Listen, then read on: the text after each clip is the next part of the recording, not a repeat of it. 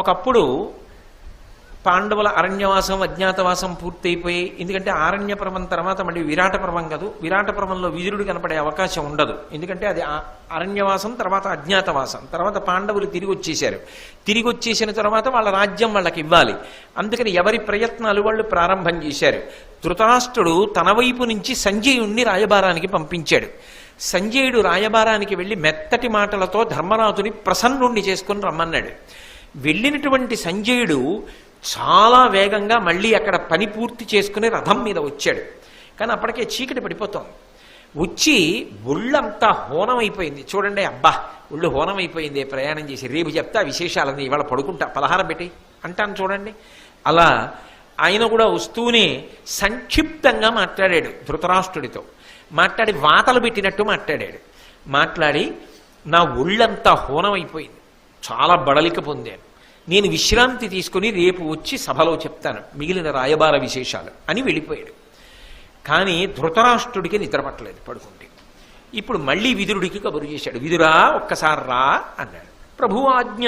మళ్ళీ విదురుడు బయలుదేరి వెళ్ళాడు. విదురుడి దగ్గర దాచడం అది గొప్ప గుణం.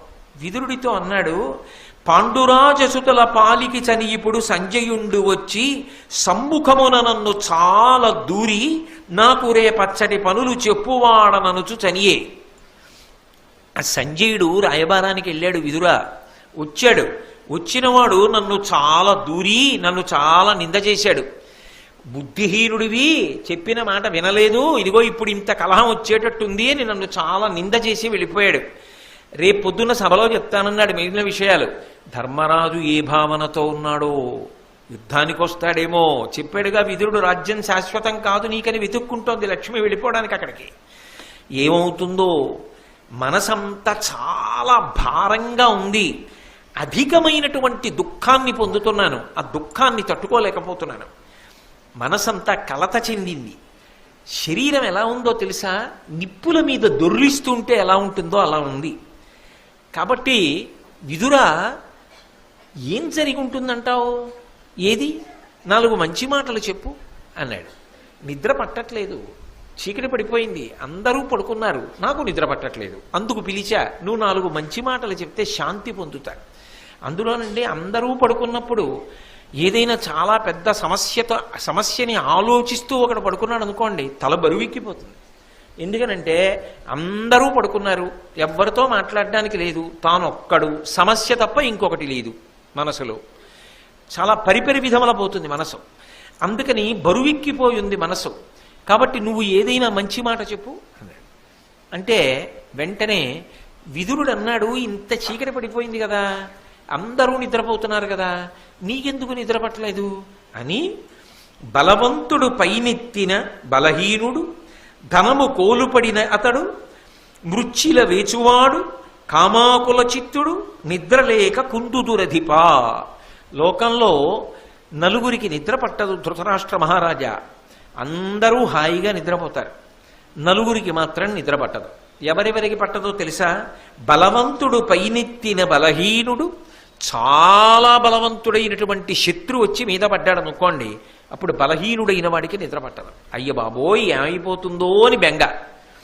ఇక 2, ధనము గోలుపడిన ఇతడు, డబ్బంతా పోయిందనుకోండి, ఏం నిద్ర పడుతుంది, వాడికి నిద్ర పట్టదు. అలాగే మృచ్చిల వేచువాడు, ఎక్కడ ఎవరింట్లో ఏమెత్తుకొద్దామా అని దొంగతనం చేయడం కోసం ప్రణాళికలు రచన చేసిన వాడు రాత్రిపూట నిద్రపోడు.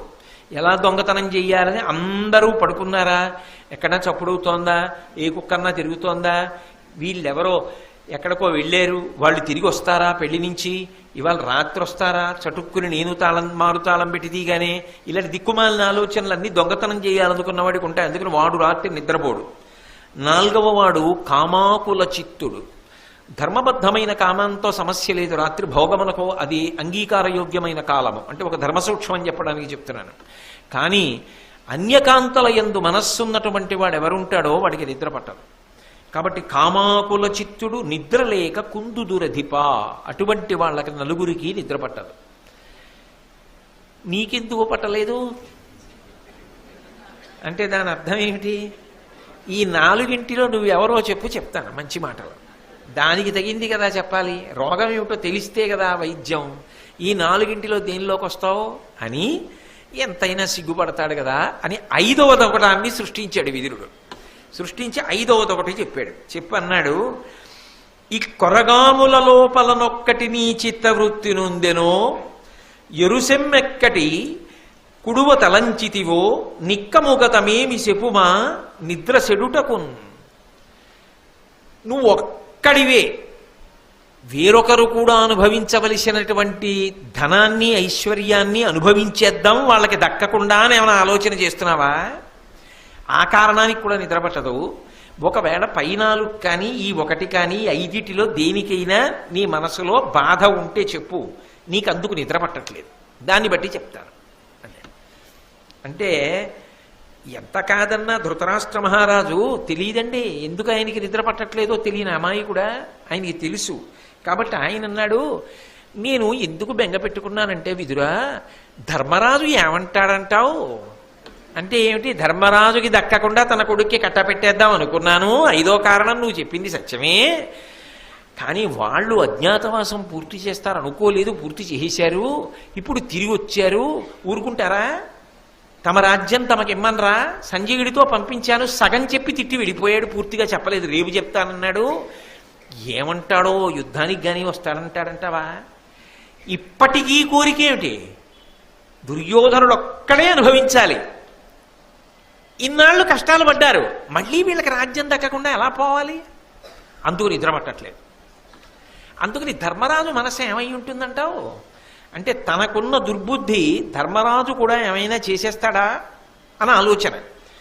వెంటనే విదురుడు అన్నాడు, అనవుడు నిట్లను విదురుడక్కట ధర్మసుతుండు బాంధవుండును చెలికాడును తగు భటుండును ప్రగ్గడయున్ గురుండు కాడే నృపవరేణ్య నీకు ప్రకటీకృత సత్వుడు శాంతమూర్తి సద్వినయ వివేక శీలముల విశ్రుడు అతడు కిడు పల్కుని. ఏమయ్యా, ధర్మరాజు అనేటటువంటి వ్యక్తి ఎటువంటి వాడో నీకు తెలియదా? ఆ ధర్మరాజు నీ మనసు ఖేదపడేటట్టుగా మాట్లాడతాడని ఎందుకు అనుకుంటున్నావు? అసలు ధర్మరాజు ఎటువంటి వాడు? ఆయన ధర్మసుతుండు, సాక్షాత్తుగా ధర్మదేవత యొక్క కుమారుడు, పైగా బాంధవుండు. నీకు అంతకన్నా గొప్ప బంధువు లోకంలో లేడు. నీ కొడుకులు అనుకుంటున్నావు, నిజంగా కొడుకు ధర్మరాజే. చివరికి అదేనా నిరూపణమైంది. బాంధవుండు చిలికాడును, ఆయన లాంటి స్నేహితుడు కూడా నీకు లేడు. ఎందుకని? స్నేహ అన్న మాటకు అర్థం ఏమిటంటే స్నిగ్ధ లాగా అంటి పెట్టుకుని ఉండడం. అంటి పెట్టుకోవడం అంటే ఎప్పుడు భుజం తగులుతూ కూర్చోమని కాదు. ఏ మంచికైనా ఏ చెడుకైనా ఆయన మనసులో జ్ఞాపకానికి వస్తాడు. నా మనసిరిగిన మిత్రుడు కదా అని గుర్తొస్తూ ఉంటాడు. నిన్ను మనసులో తలుచుకుని అయ్యో పెద్దనాన్న ఏం బాధపడతాడో అని ఆలోచించి మాట్లాడగలిగినటువంటి స్వభావం ఉన్నవాడు. అందుకని చిలికాడు. తగు భటుండు, నీకు ఆయన కన్నా గొప్ప సైన్యం, నీకు ఆయన కన్నా గొప్ప వీరుడు ఎవరున్నాడు? ప్రగ్గడయున్, మహామంత్రి అయ్యా నీకైనా. నీకు తగిన ఆలోచన నిజానికి చెప్పగలిగిన వాడు. అందుకని నీకు మంచి మాటలే చెప్పి పంపించి ఉంటాడు తప్ప సంజయుడితో నువ్వు బెంగ పెట్టుకుని నిద్రపోగొట్టుకోవలసిన మాటలు ఎందుకు చెప్పాడని అనుకుంటున్నావు?